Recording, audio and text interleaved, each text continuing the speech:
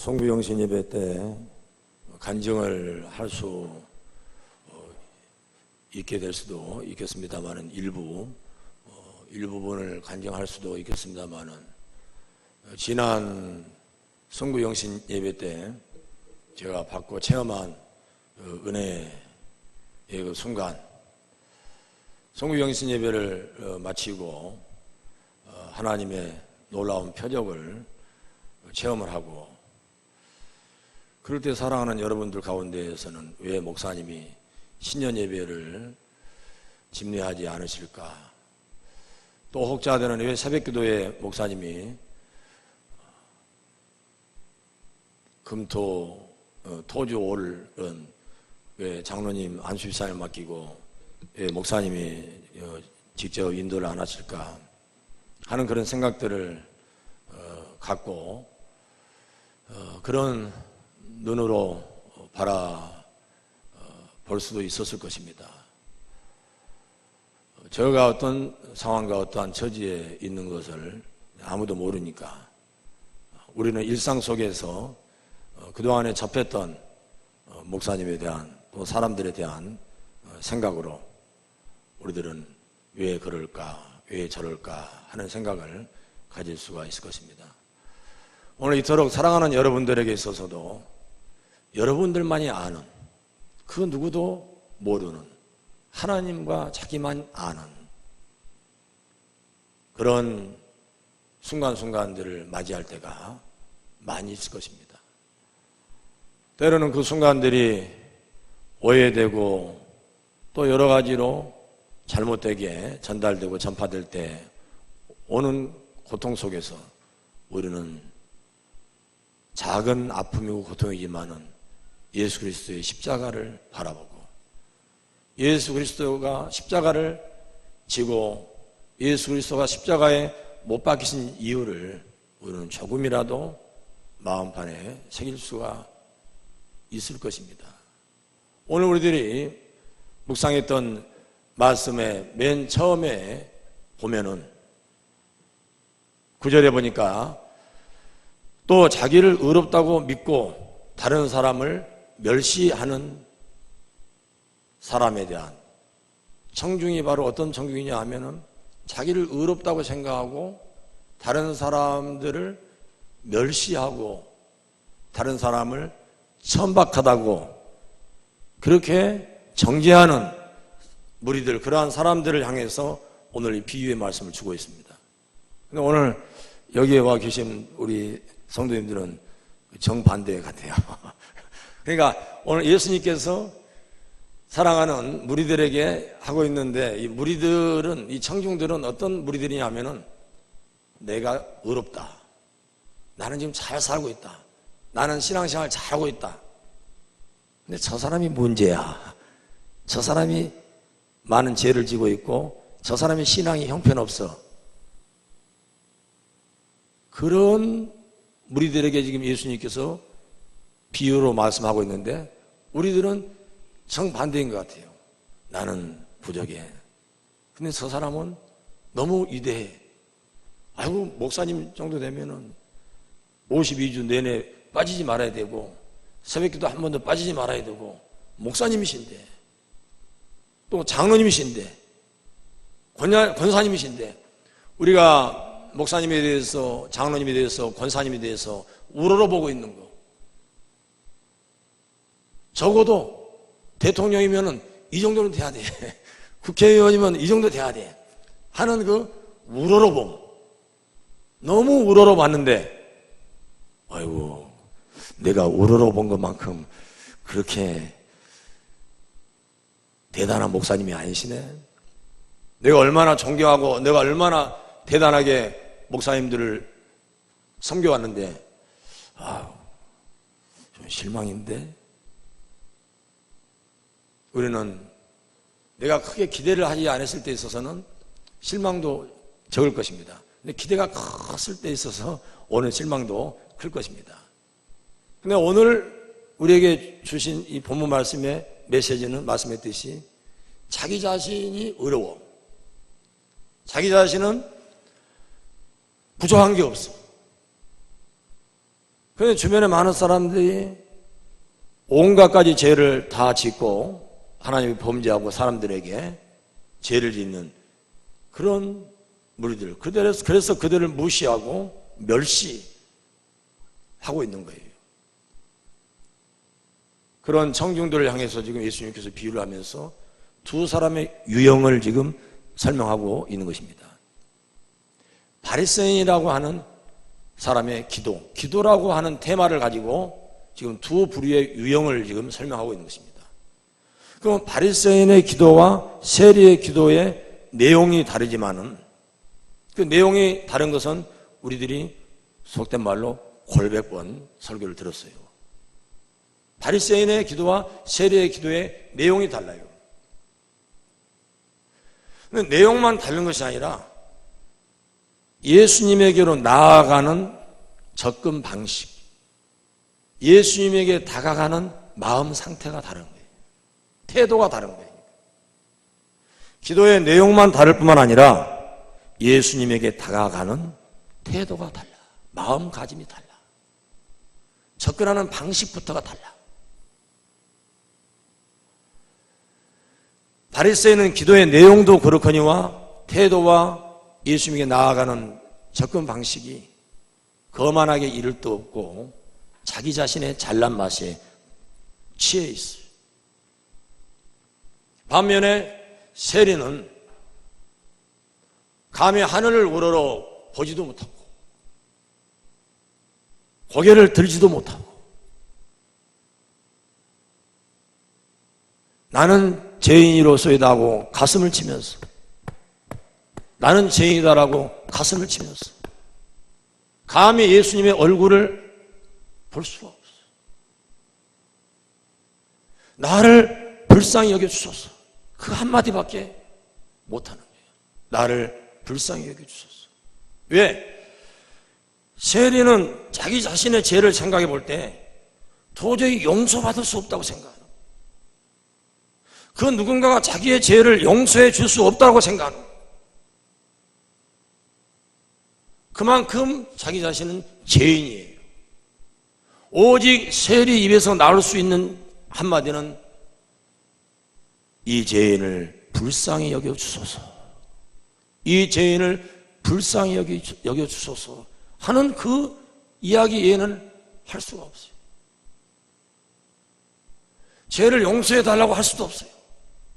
감히 죄가 용서받을 수 있다라고 그런 생각을 못 하겠어요. 내가 지은 죄를 감히 누가 용서해 줄 수 있고, 예수님이 용서해 준다고 한들 나같이 이런 죄인 중에 괴수, 이 죄를 감히 용서받을 수 있을까? 나를 그냥 불쌍히 여겨주소서, 불쌍히 여겨주소서. 그런 심정으로 세리는 예수님께 나아가고 있습니다. 불쌍히 여겨주소서. 수요일날 우리들이 마태복음 9장 35절, 36절, 37절, 38절 말씀을 묵상했는데 35절과 36절 말씀을 주로 묵상을 했습니다.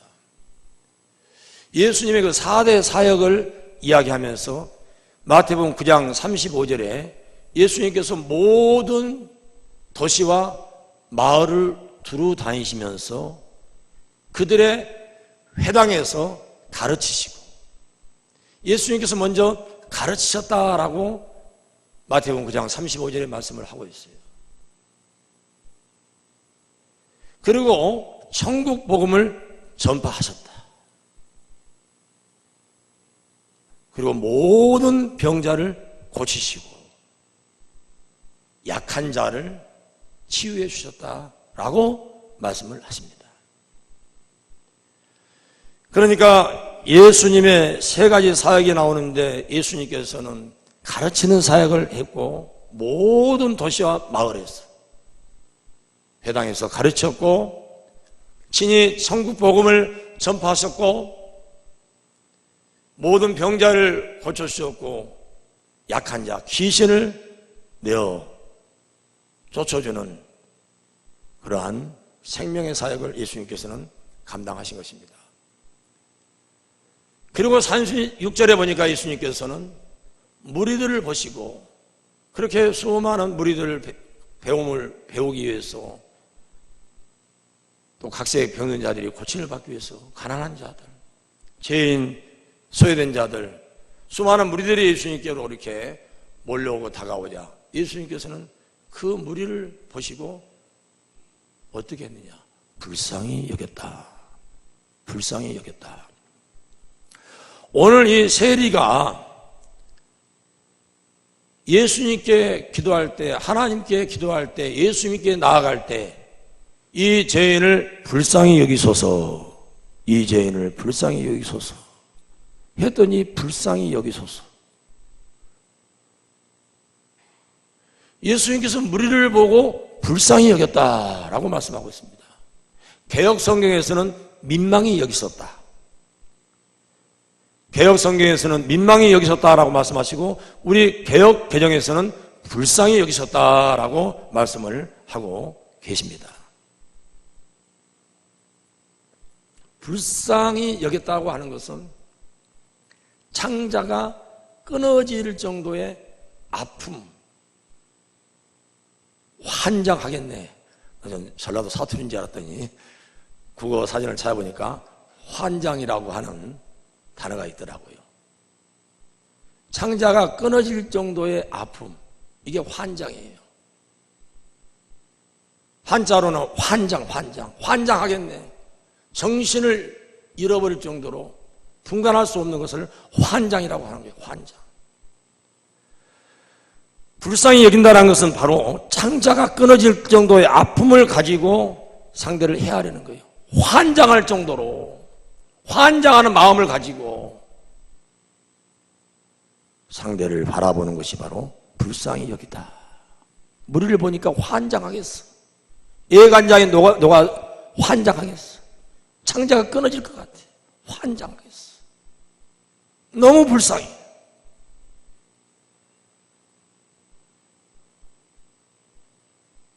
그래서 예수님의 사역의 중심은 환장하는, 불쌍히 여기는, 창자가 끊어질 정도로 무리를 향해서 기도하십니다. 하나님의 나라에 대해서 알지 못하는 무리들을 위해서 가르치면서 알아듣지 못하니까 환장하겠어. 불쌍해.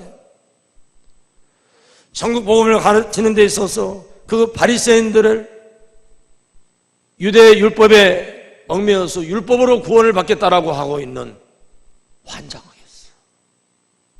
불쌍해. 창자가 끊어질 것 같아. 천국 복음을 전하는데 수많은 각색 병든 자들 고쳐지는데 무슨 이리도 많은, 이렇게 많은 병명이 있을까?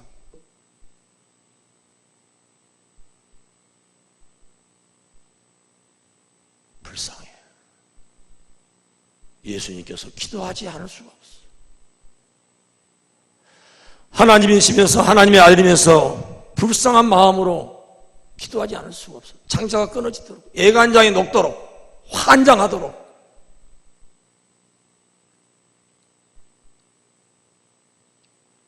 뜬금없이 감사절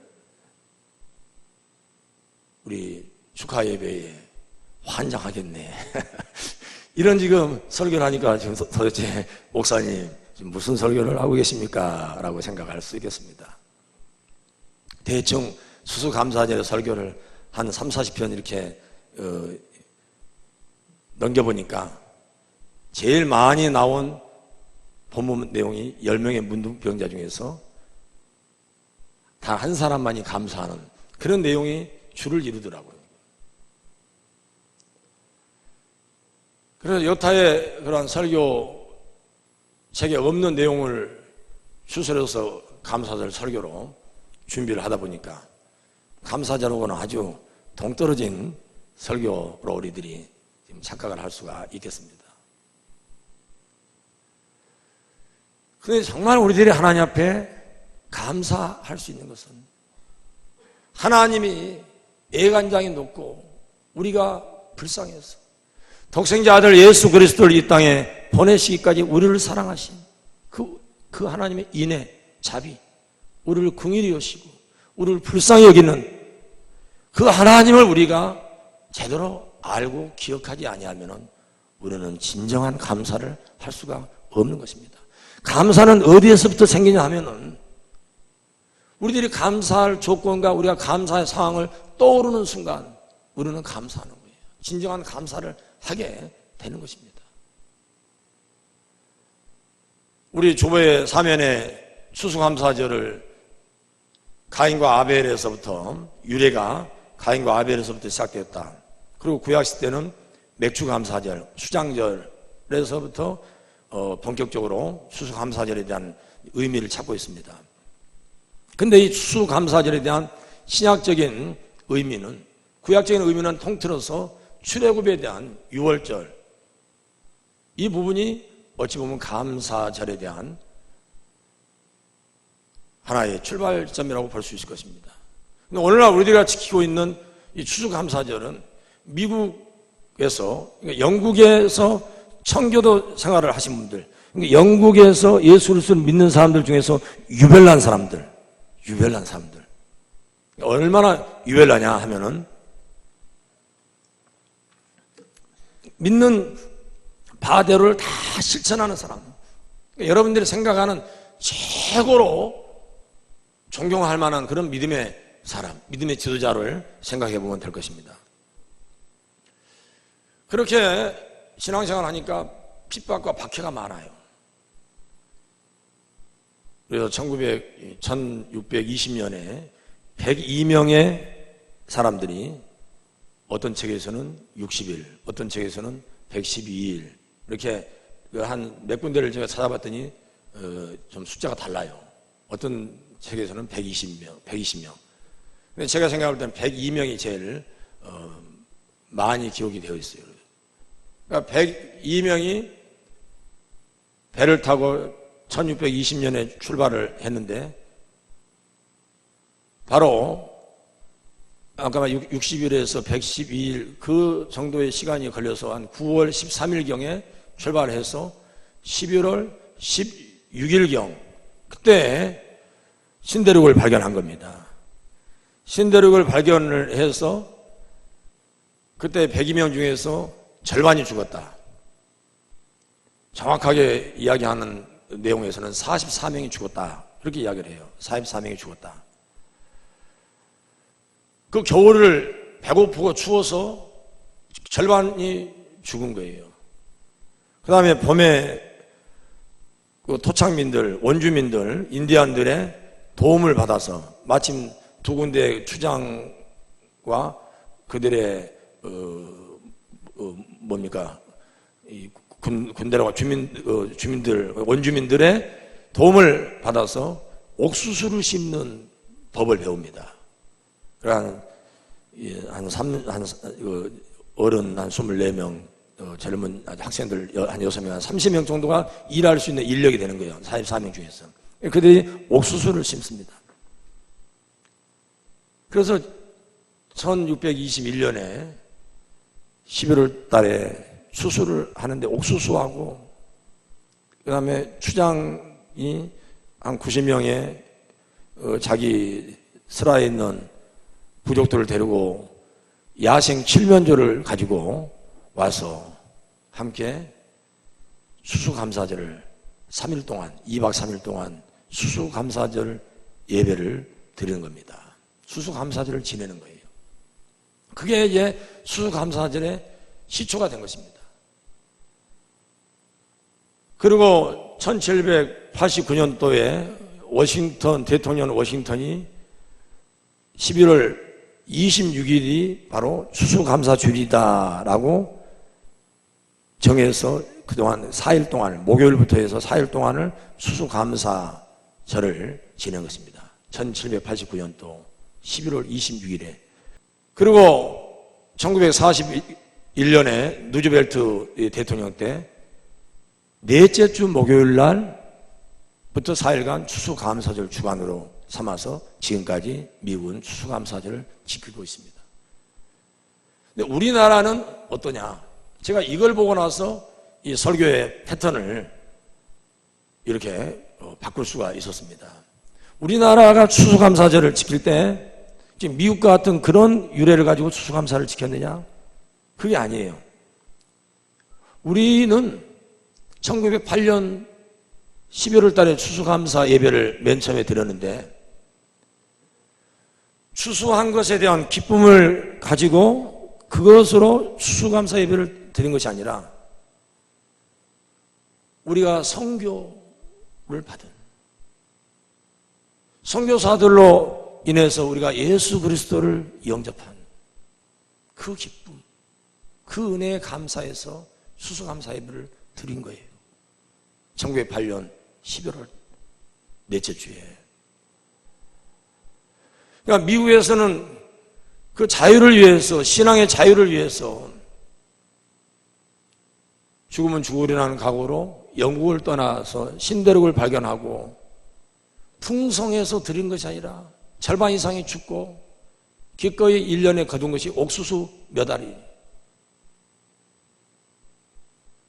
그 고생했던 거, 그 힘들었던 거, 그러면서도 신앙의 기쁨, 희락, 이걸 생각하면서 계속해서 추수감사 예배를 드리는 거예요.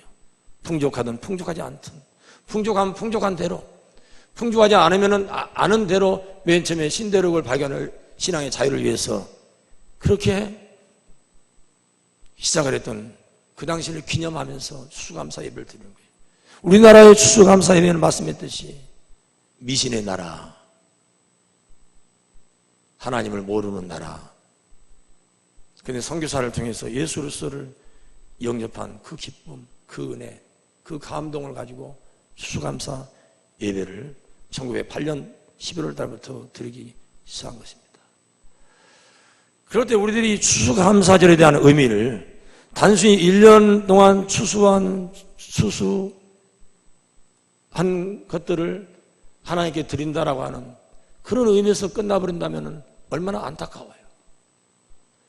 우리들이 예수 그리스도를 영접하고 내가 예수 그리스도를 믿는 자로서 이 기쁨과 이 은혜를 추수감사를 저를 통해서, 총동원주의를 통해서 우리의 가족, 우리의 이웃들을 초청해서 함께 추수감사 예배로 드릴 때에 곡식 몇 가지를 올려드리고 또 우리가 풍성한 음식을 통해서 교제하는 것 그 이상으로 한 생명을 구원하는 그 기쁨을 가지고 하나님께 예배할 때 얼마나 그 예배가 기쁘겠는가. 오늘 말씀처럼 저와 여러분을 불쌍히 여기신 세례의 기도처럼 이 죄인을 불쌍히 여기소서.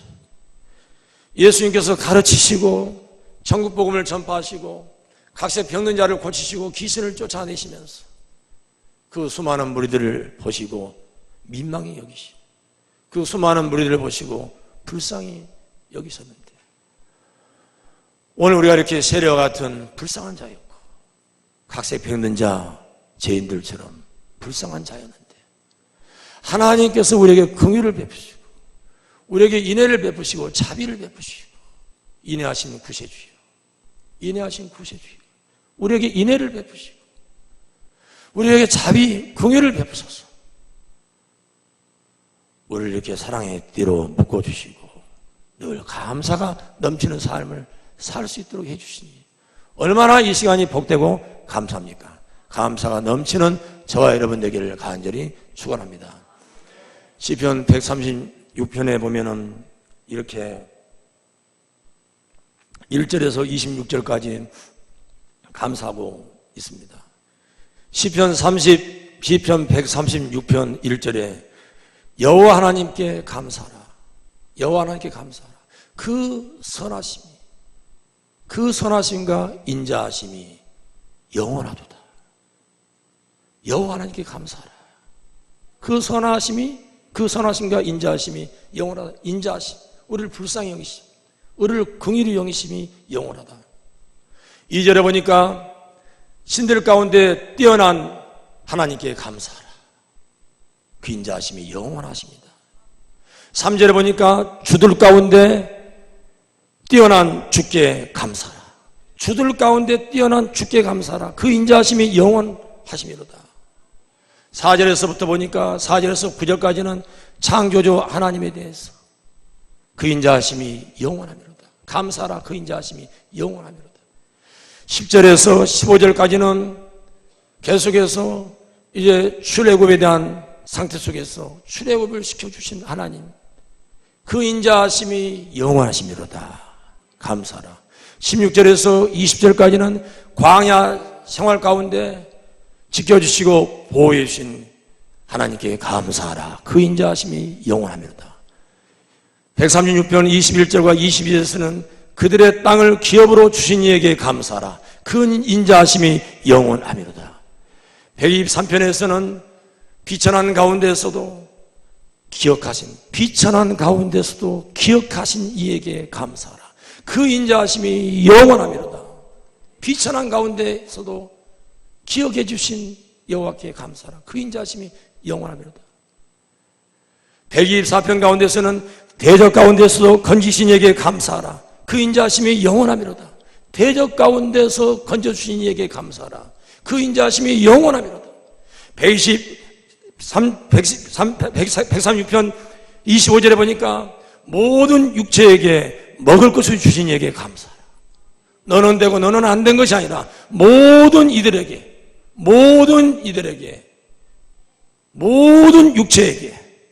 먹을 것을 주신 이에게 감사하라. 모든 육체에게 먹을 것을 주신 이에게 감사하라. 우리 대한민국 사람들은 지금 먹는 문제 가지고 하나님께 감사하는 시대가 끝나버렸어요. 그러나 지금도 먹지 못하고 마시지 못해서 죽는 사람들이 지구촌에 얼마나 많은지 모릅니다. 근데 하나님께서는 분명히 모든 육체라고 이야기하고 있어요. 심지어는 짐승에 이르기까지 모든 육체에게 먹을 것을 주신 이에게 감사하라. 그 인자하심이 영원합니다. 26절에 보니까 하늘의 하나님께 감사하라. 그 인자하심이 영원하미로다. 하늘의 하나님께 감사하라. 그 인자하심이 영원하미로다. 아멘. 할렐루야. 결론은 1절에서 26절까지 다 그 인자하심이 영원하미로다. 그 인자하심, 긍휼하심, 불쌍히 여기심이 영원합니다. 우리를 불쌍히 여기심이 영원합니다. 장자가 끊어지고 예간장이 녹도록 환장하도록 우리를 불쌍히 여기심이 영원하다 라고 말씀하고 있습니다. 이렇게 불쌍히 여김을 받은 저와 여러분, 인내하신 하나님을 사랑을 받은 저와 여러분, 어떤 열매를 통해서 이 감사절에 하나님께 영광을 돌려야 되겠습니까?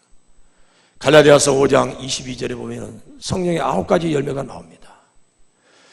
첫 번째 3개의 열매는 이 9개가 다 한마디로 성령의 열매예요. 근데 그 부분을 세분하자면 하나님과 사랑하는 저와 여러분과의 관계, 사랑과 희락과 화평, 하나님과 나와의 관계 속에서 사랑의 열매, 희락의 열매, 화평의 열매를 우리는 맺어야 되는 거예요. 수수감사절을 맞이해서 우리들이 오늘 이 순간에 사랑의 열매를 가지고, 희락의 열매를 가지고, 화평의 열매를 가지고 하나님 앞에 산제물로 예배드리는 저와 여러분 되기를 간절히 축원합니다. 이웃과 사람과의 관계 속에서는 오래 참아야 돼요. 오래 참아야 돼요. 말씀했듯이 너 그때 어디 있었느냐? 너 거기 있었는가? 11월 1월 첫째 주 신년 예배 때 김원천 목사 너 어디 있었는가? 토요일 날 새벽, 주일 날 새벽 너 김원천 목사 너 그때 어떤 상태였는가? 오늘 우리들이 어떠한 소리를 듣는다 할지라도 우리는 오래 참아야 돼요. 서로의 관계성 속에서 오래 참아야 돼요. 어떤 사람이 다른 사람을 비난하면은 그 사람이 그 사람만 비난하는 것 같아요. 천만은 맞습니다. 자기에 대해서는 더 비난하는 거예요. 단지 그 이야기를 안 해주고 있고 자기는 못 듣고 있는 것 뿐인 것이지. 어떤 사람도 음해하고 비난하는 사람은 A에게 50을 비난한다면은 B에게는 100을 비난하고 C에게는 1000을 비난하는 거예요. 그러니까 누군가가 제3자를 비난하면 저 사람이 나는 100배로 비난하겠구나. 비난했겠구나 생각하면 틀림없어요. 틀림없어요. 우리는 그래서 이웃 간의 관계 속에서 오래 참아야 돼요. 온유와 자비와 양선, 오래 참음과 자비와 양선이 바로 이웃 간의 관계성 속에서 우리가 맺어야 될 열매예요. 자기 자신과의 맺어야 될 열매는 충성, 온유, 그리고 마지막에 뭡니까? 예, 충성, 온유, 절제. 이게 바로 자기 자신과의 관계성 속에서 자기 스스로 충성을 해야 되고 온유해야 되고 절제해야 되는 거예요. 이 모든 것이 다 하나로 성령의 열매로서 우리가 추수감사절 예배 때 나를 불쌍히 여기시고 긍휼히 여기시고 인애하시고 이 세상에 자비를 베푸신 여호와 하나님께 우리는 이런 성령의 9가지 열매를 드리는 저와 여러분 되기를 간절히 축원합니다. 골로새서 3장 우리 12절에서 17절까지 다 제가 못 외웠기 때문에 이건 같이 한번 보도록 하겠습니다. 골로새서 말씀. 그러므로 너희는 하나님이 택하사 거룩하고 사랑받는 자처럼 긍휼과 자비와 겸손과 온유와 오래 참음을 옷 입고 13절 누가 누구에게 불만이 있거든 서로 용납하여 피차 용서하되 주께서 너희를 용서하신 것 같이 너희도 그리하고 이 모든 것 위에 사랑을 더하라. 이는 온전하게 매는 띠니라. 그리스도의 평강이 너희 마음을 주장하게 하라. 너희는 평강을 위하여 한 몸으로 부르심을 받아나니 너희는 또한 감사하는 자가 되라. 그리스도의 말씀이 너희 속에 풍성히 거하여 모든 지혜로 피차 가르치며 권면하고 시와 찬송과 신령한 노래를 부르며 감사하는 마음으로 하나님을 찬양하고 또 무엇을 하든지 말에나 일에나 다 주 예수의 이름으로 하고 그를 힘입어 하나님 아버지께 감사하라. 아멘. 감사의 열매를 통해서 하나님께 영광 돌리는 저와 여러분 되기를 간절히 축원합니다.